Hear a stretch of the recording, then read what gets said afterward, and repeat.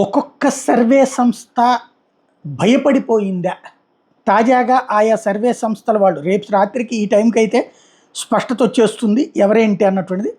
కానీ ఈ సర్వేలు మామూలుగా నేషనల్ మీడియానైతే పక్కన పెట్టేస్తే ఇప్పుడు ఆరామస్తా అని చెప్తున్నది నేను చెప్పిన 104 కంటే ఎక్కువ సీట్లే వస్తాయి అంటూ తాజాగా చెప్తున్నటువంటి లెక్క. అదే సందర్భంలో ఫస్ట్ స్టెప్ సొల్యూషన్స్ ఇంద్రనీలు కూడా 120 సీట్లు దాకా వస్తాయని చెప్పడం, రేస్ కిషోర్ కూడా 120 సీట్లకు పైగా వస్తాయని చెప్పడం, ఆత్మసాక్షి మూర్తి కూడా 120 సీట్లకు పైగా వస్తాయని చెప్పడం, వీళ్ళందరూ ఇచ్చిన దానికి ఇంకా ఎక్కువే వస్తాయి అని చెప్తున్నారు. మెయిన్ ఎప్పుడైతే నేషనల్ మీడియా ఒక రూట్లోకి వెళ్ళిపోయిందో, రెండవది ఎవరైతే వైసీపీకి ఇట్లా ఉండొచ్చు అని అనుకోలేం. ఈవెన్ నేషనల్ మీడియాలో కూడా దైనిక్ భాస్కర్ వచ్చేటప్పటికి టైమ్స్ నౌ వీళ్ళిద్దరూ వైసీపీ వస్తుందని ఇచ్చారు. ఇండియా టుడే మై యాక్సిస్ దగ్గర నుంచి కొన్ని ఛానళ్ళు వీటికి ఇచ్చినాయి. ఎక్కువ ఇచ్చినాయి నేషనల్ ఛానల్స్ ఖచ్చితంగా తెలుగుదేశం కూటమి గెలుస్తుంది.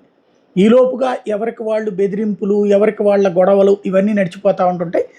ఫైనల్గా వచ్చేటప్పటికి వీళ్ళు ఈ స్టేట్మెంట్లు ఇస్తున్నారంటే వాటి వలన ప్రభావితం అయ్యారు, లేదా ఈ బెదిరింపులు సోషల్ మీడియా ట్రోలింగ్స్కి భయపడ్డారు.